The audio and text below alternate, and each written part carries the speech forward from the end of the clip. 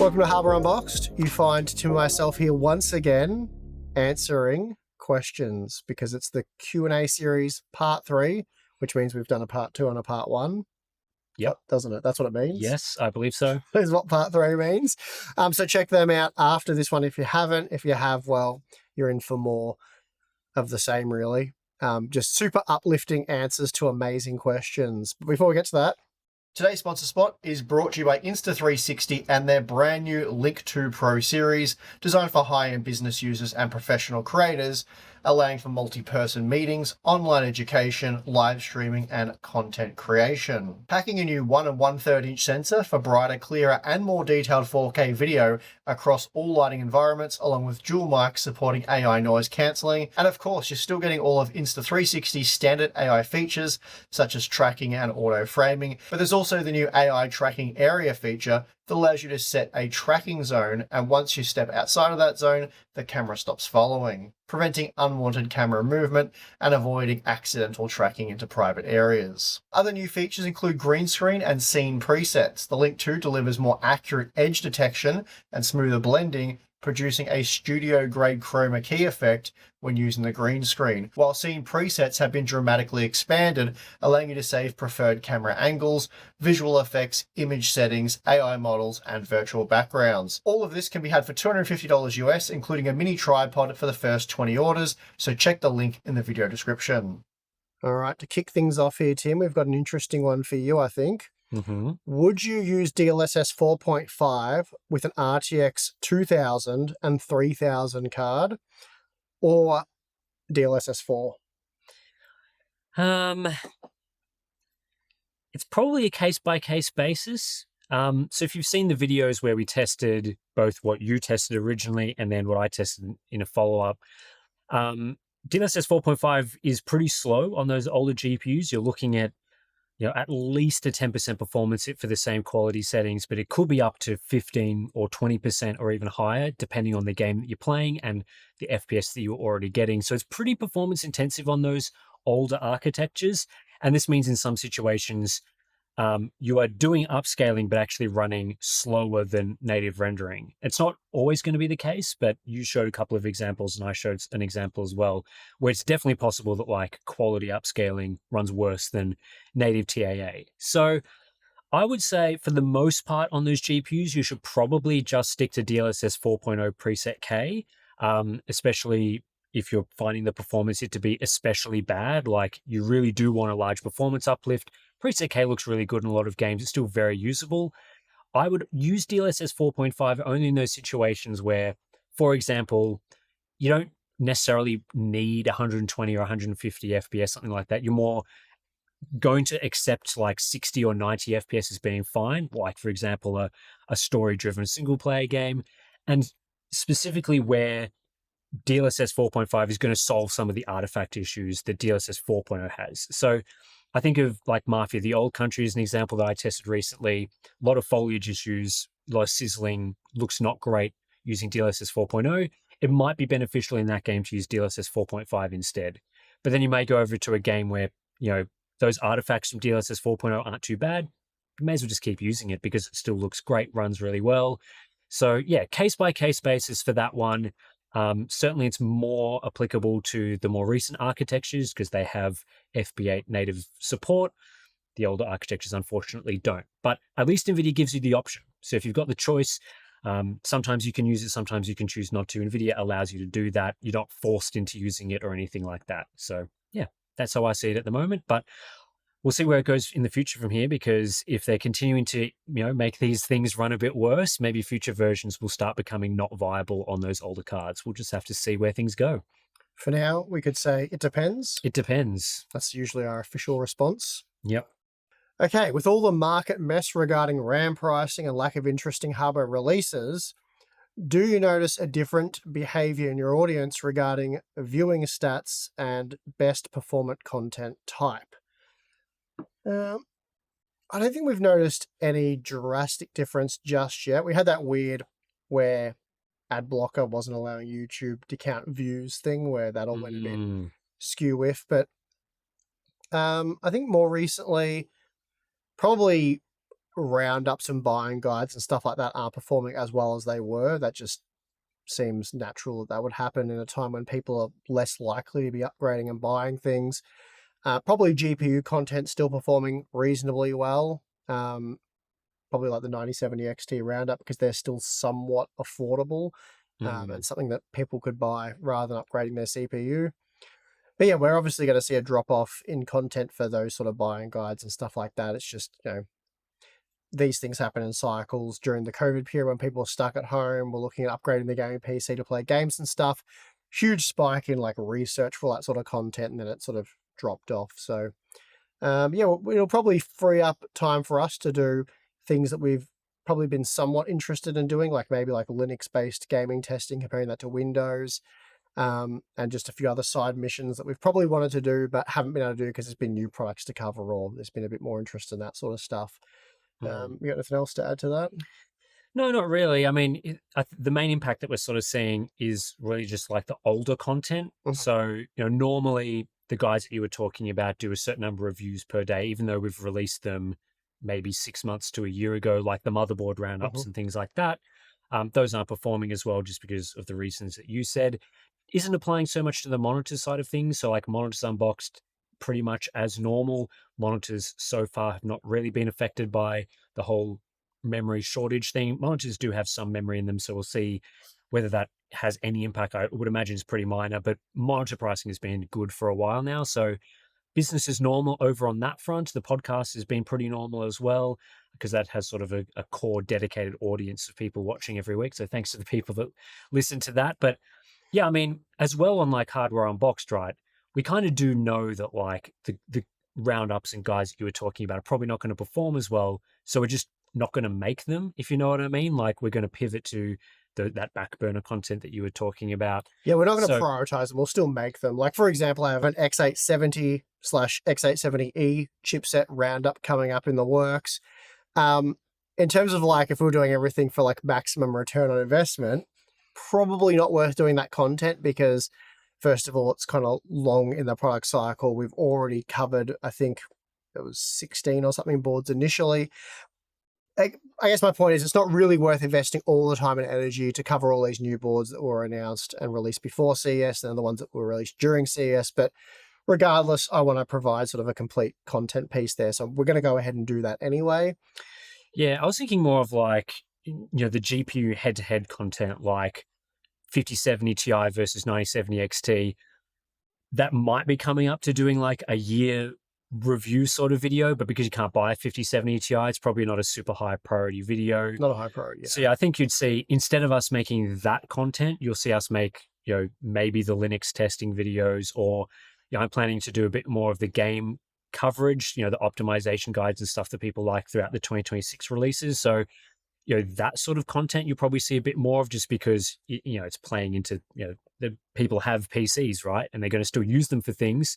So yeah, there's been a few videos that we've released that, maybe haven't performed as well, but that just happens from time to time anyway. Like sometimes you just make content and it doesn't resonate with people. So that's life. But yeah, we sort of know what things are going to be interesting based on what people are sort of talking about. If people aren't talking about buying GPUs, you're not going to see as much content that's based on that. But if people start, buying GPUs in droves, then we're going to start providing people that information. So that's really how we've operated Hardware Unboxed for a while, and I think it's probably how we're going to continue to operate. So yeah, hopefully, people won't fall off too hard, because obviously, if things get really, it's difficult to build PCs and that sort of things. We understand people aren't going to be interested in watching the channel as much as they are in other times. That's perfectly fine, understandable. But hopefully we can, continue to make content that is interesting in times where you're not able to build PCs as easily. So lots of testing that we could be doing. The list of ideas is still very long and lots of stuff to be made. So yeah, all of the Minecraft pivot. All of that Minecraft pivot. Did we talk about in this episode? Maybe no, it was the previous one. Go check out the previous stuff. Yeah.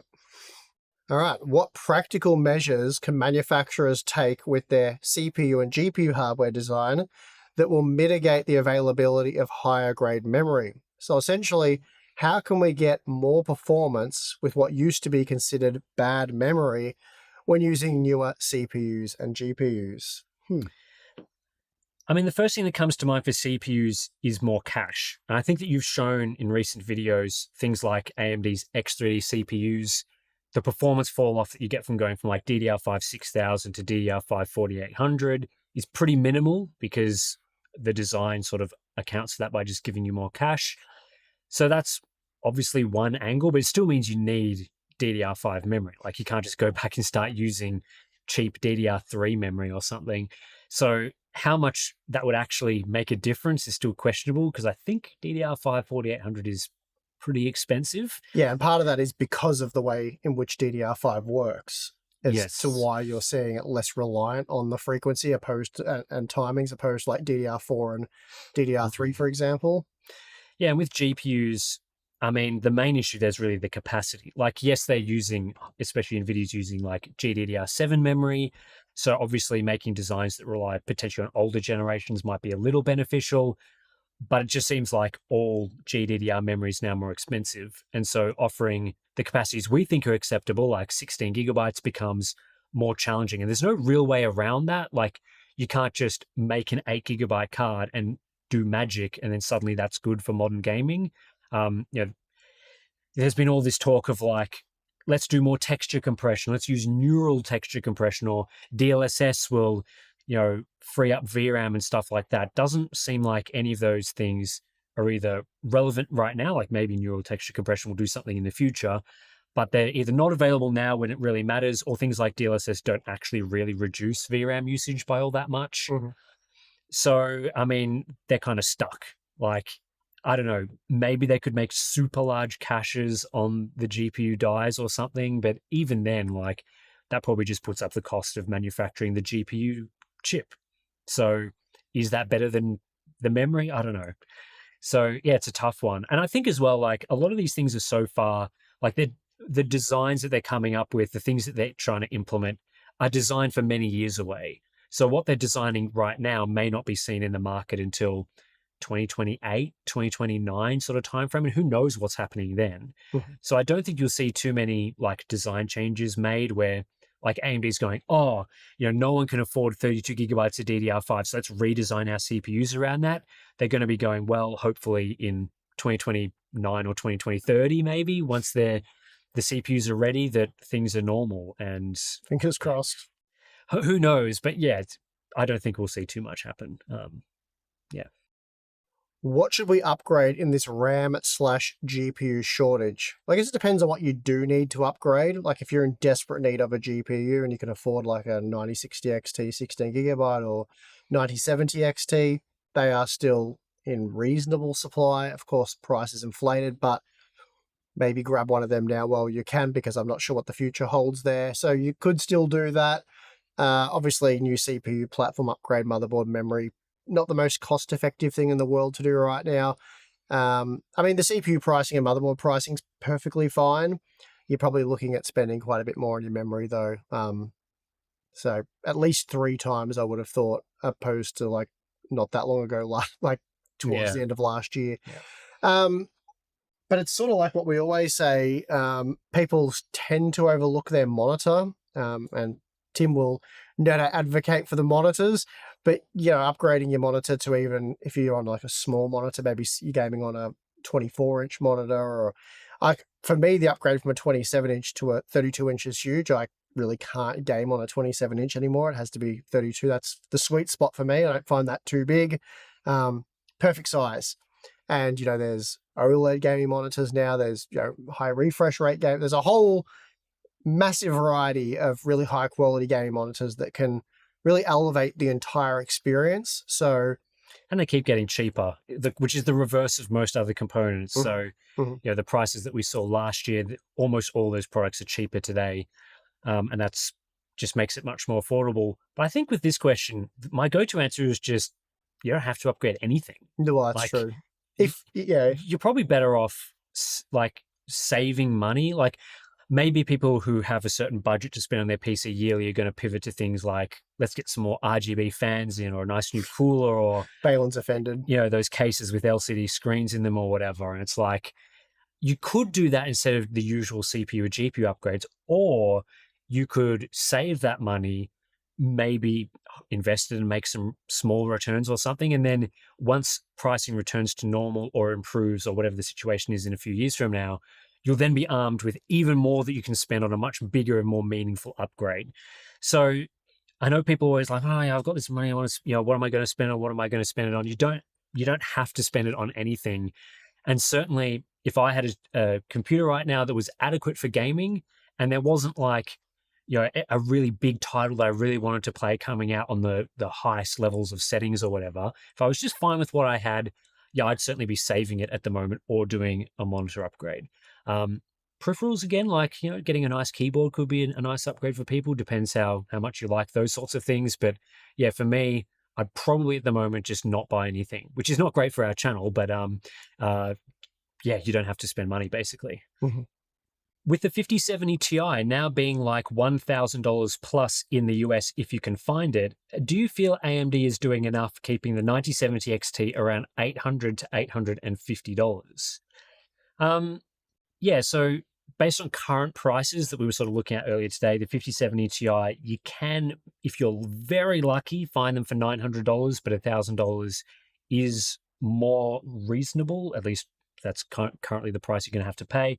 9070 XTs, you can sometimes get them for $700 to $750 on places like Newegg, but yeah, they're quickly creeping up into that $800 to $850 range. So I guess you've done the most testing on these parts. Do you feel like that, if the 5070 Ti is $1,000, that AMD can justify like 800?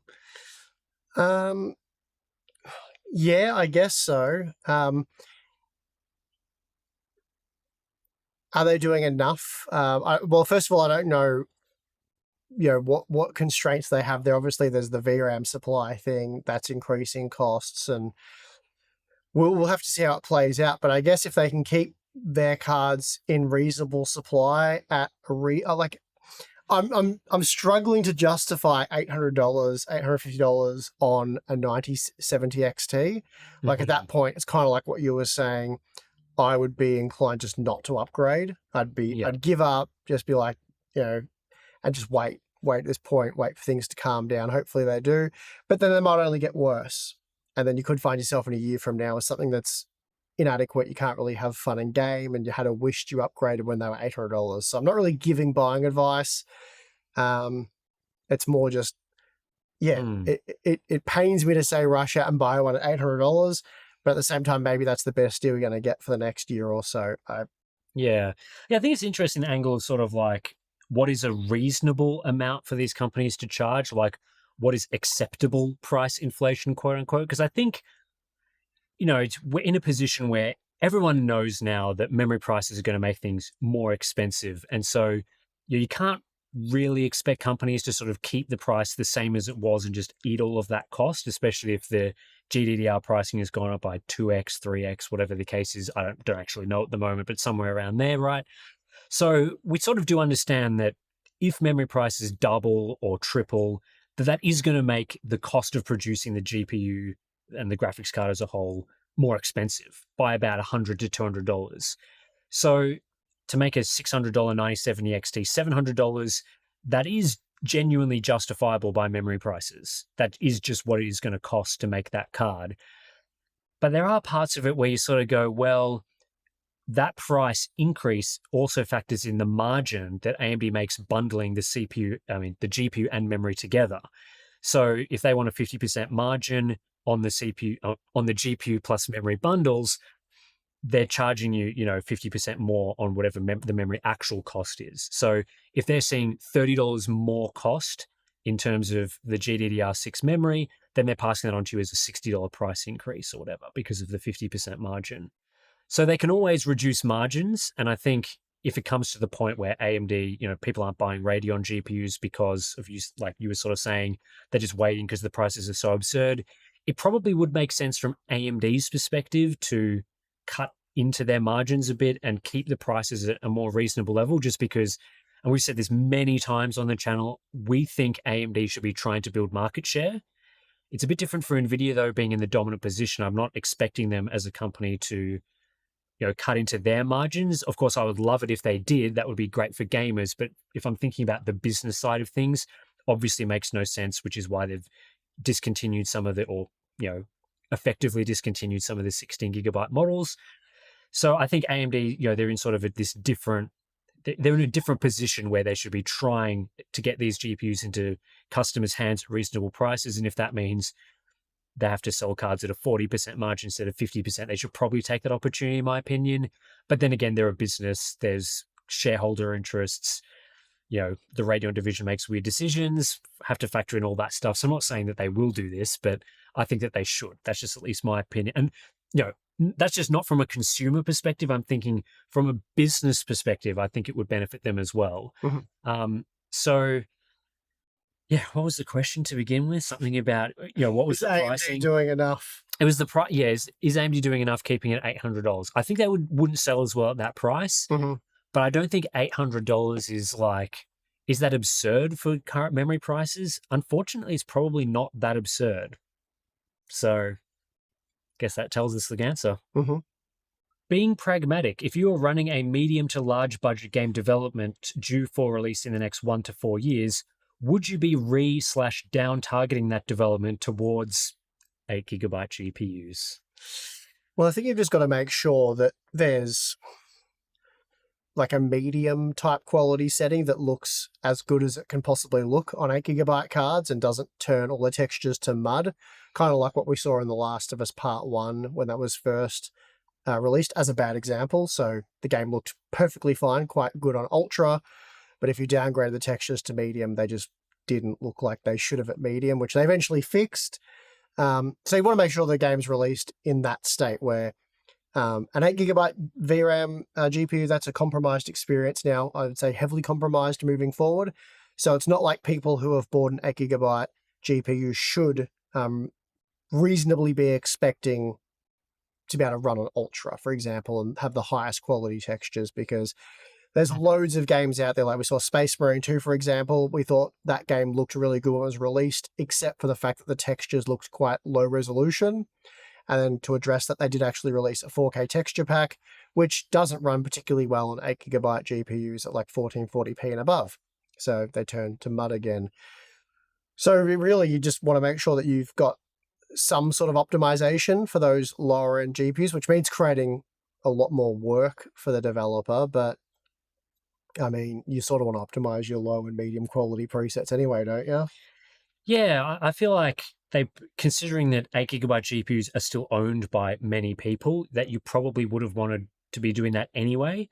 I think if you're talking about 4 years from now, it's probably a different story. Don't say it. I think it would have been, if there were no memory issues today, if you're talking about a game releasing in 4 years, I think you could pretty much be safe not really doing too much with 8 gigabyte cards. You just feel like those are going to be dead in 4 years, and you'd probably be right.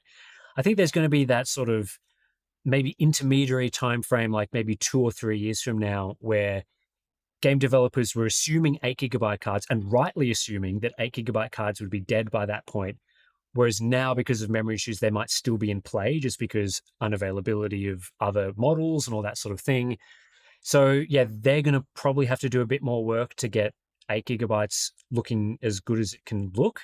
I think the main issue that this is going to have is not so much that games won't run on 8 gigabyte cards. I think you'll still see, like garbage, low quality settings for the most part. But if game developers start, targeting, I don't really know what the way to put it is, but like the amount of game by itself without even factoring in textures, if that starts exceeding 8 gigabytes because they're trying to, I don't know, make the game worlds more dense or have more NPCs, whatever uses memory. I mean, I'm not a game developer, so I'm not 100% familiar, but all the non-texture stuff that requires memory, they could be running into issues. Yeah, if all that stuff starts exceeding 8 gigabytes, and then there's no way to just nerf textures or do stuff that makes the game run on 8 gigabyte cards, that is always a possibility, especially as maybe in 4 years there'll be another console generation, all sorts of things, it can always happen around that point. So yeah, I think unfortunately we're probably looking at 8 gigabyte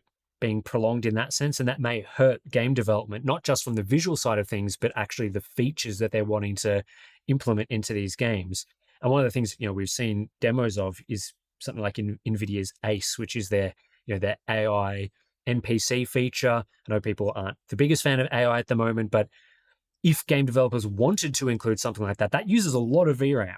And like any of the AI features that NVIDIA's been talking about use a lot of VRAM. So if they're wanting to push those features into games and really make AI gaming a thing, if 8 gigabytes is still the standard, that is just straight up not going to be possible, because the games today are sort of barely struggling to fit into that sort of amount of VRAM. Yeah, I think those AI demos use a minimum of 2 gigabytes of VRAM. So that's what gets allocated just for the AI portion of the game. And I think that would be the first actual useful use of AI in gaming, because the demos we've seen can be pretty cool. Yeah, they seem to work reasonably well for what they like. I don't know what the restrictions are. Well, we're talking about now, but like 4 years from now, 4 years from now, like, should be something that you could do. And if that's the case, then if it requires a minimum of 2 gigabytes of VRAM to be enabled, kind of like, ray tracing, for example, requires a certain amount of VRAM. It's not happening on an 8 gigabyte card. There's just no chance. Yeah. 16 gigabytes would be a bit of a stretch by that point in time, I would have thought. I think the issue that they're going to have with those things is that a feature like AI NPCs is going to so drastically change the gameplay experience. You can't really have like the AI experience and the non-AI experience, because the non-AI experience would be a completely different game. And so I would think that the VRAM issues will halt the development of those features. They'll push it back further out. I don't know whether those features are going to take off, because obviously a lot of developers are coming out these days and saying that they're not interested in generative AI. And, I'm certainly, I don't know what to think about those features myself, even when I think about them. But, the whole, can they actually do it from a technical perspective might be not possible just because of these sorts of things. And that's often forgotten with these discussions, is that VRAM isn't just used for the visual elements of the game, textures, that sort of thing. It's used for all sorts of things. Frame generation uses more VRAM. That's another thing that we haven't talked about. So if NVIDIA wants to push that more heavily and 8 gigabyte cards are prevalent, in a lot of situations, you really can't use frame generation on 8 gigabyte GPUs. So VRAM is extremely important. And I would think that a lot of developers are probably just going to push through and assume that things are going to be maybe better or not as bad as they are right now once their games are released. I certainly am not expecting like miracle 8 gigabyte modes. If you look at the optimization of a lot of the lower quality settings in some games, it's pretty clear that, not a lot of time and effort's put into them. Understandably, I'm not blaming developers, because, sometimes those are management decisions and time-based decisions, but, that is just the reality. They're not doing it now, and I'm not expecting them to do it later. So that's just what it is. All right. That is going to do it for our first Q&A series of 2026. So can't wait to see what the rest of the year has for us. It'd be interesting to see what we have next month, if much has changed. And I wouldn't be betting on it. Yeah, so probably just part one for next month's Q&A series. We'll see how we go. But of course, we've got the podcast as well, where we'll catch up once a week and have an extensive conversation about all the weird and wonderful things that are happening in the PC gaming hardware space. Yep. Maybe we'll cancel the podcast for next week due to a lack of content. We'll see how we go. Anyway, that's going to do it for this one. We have the join button on Patreon if you want more Hardware Unboxed goodness. Q&A stuff, behind the scenes content, Discord server, live streams. It's a great place. It's worth chucking a couple of bucks over there, I reckon. What do you think, Tim? I would agree. Yep, Tim agrees. So that means I must be onto something. All right, well, I'm your host, Steve. I'm your host, Tim. See you next time.